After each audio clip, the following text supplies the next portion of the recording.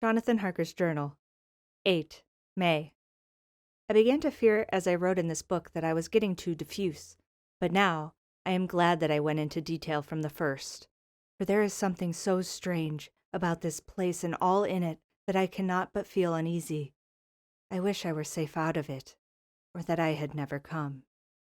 It may be that this strange night existence is telling on me, but would that that were all. If there were anyone to talk to, I could bear it, but there is no one. I have only the Count to speak with, and I fear I am myself, the only living soul within the place.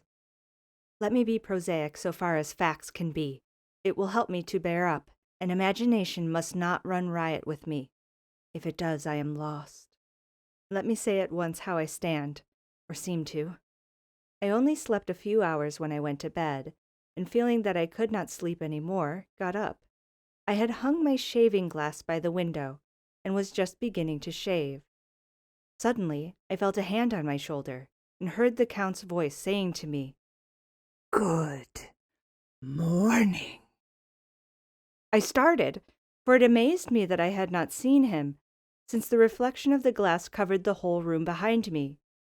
In starting, I had cut myself slightly, but did not notice it at the moment.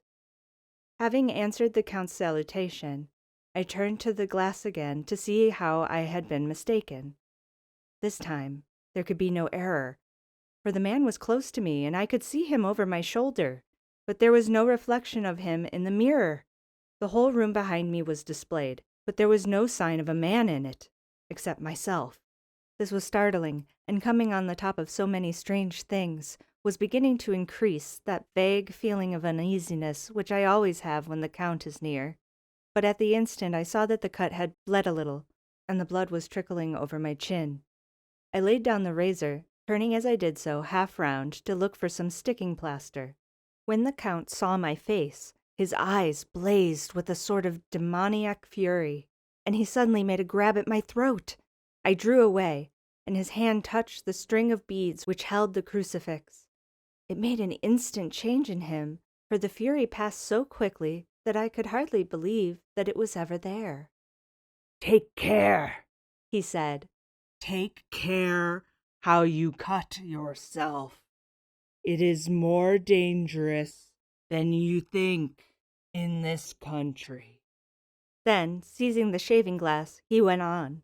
"And this is the wretched thing that has done the mischief.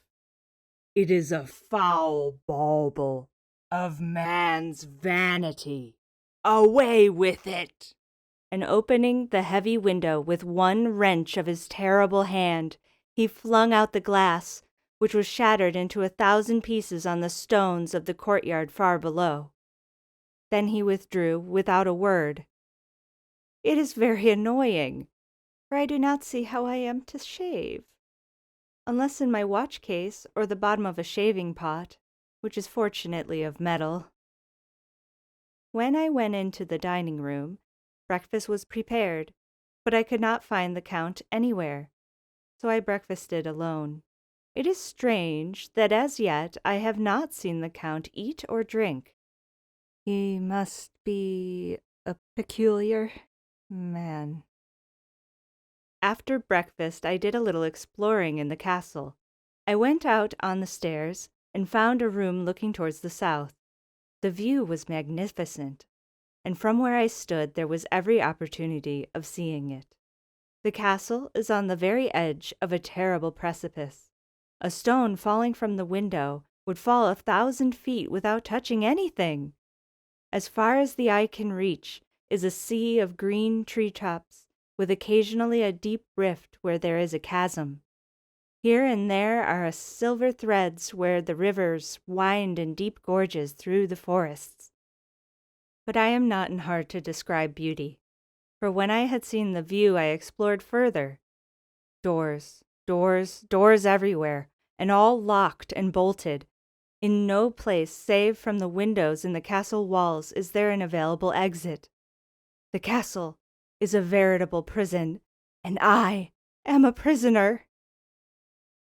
When I found that I was a prisoner, a sort of wild feeling came over me. I rushed up and down the stairs, trying every door and peering out of every window I could find. But after a little, the conviction of my helplessness overpowered all other feelings.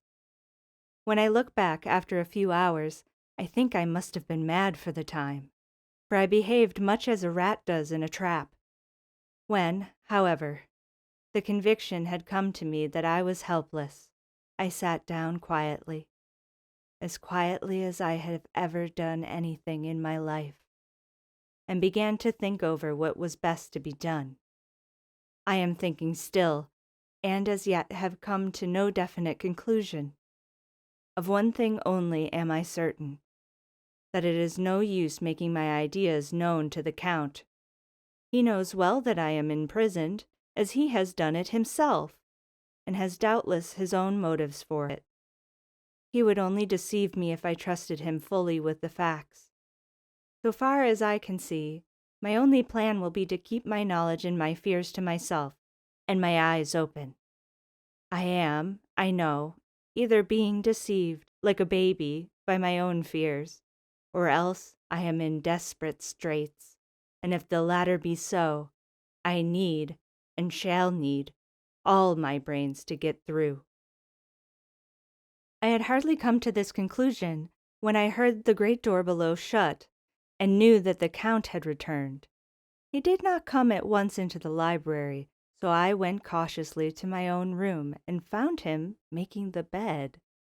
This was odd, but only confirmed what I had all along thought, that there were no servants in the house. When later I saw him through the chink of the hinges of the door, laying the table in the dining room, I was assured of it. For if he does himself all these menial offices, surely it is proof that there is no one else to do them. This gave me a fright, for if there is no one else in the castle, it must have been the Count himself who was the driver of the coach that brought me here. This is a terrible thought, for if so, what does it mean that he could control the wolves, as he did, by only holding up his hand in silence? How was it that all the people at Bistritz and on the coach had some terrible fear for me? What meant the giving of the crucifix, of the garlic, of the wild rose, of the mountain ash? Bless that good, good woman who hung the crucifix round my neck, for it is a comfort and a strength to me whenever I touch it. It is odd that a thing which I have been taught to regard with disfavor and as idolatrous should in a time of loneliness and trouble be of help. Is it that there is something in the essence of the thing itself, or that it is a medium, a tangible help in conveying memories of sympathy and comfort? Sometime, if it may be, I must examine this matter and try to make up my mind about it. In the meantime, I must find out all I can about Count Dracula, as it may help me to understand. Tonight he may talk of himself if I turn the conversation that way. I must be very careful, however, not to awake his suspicion.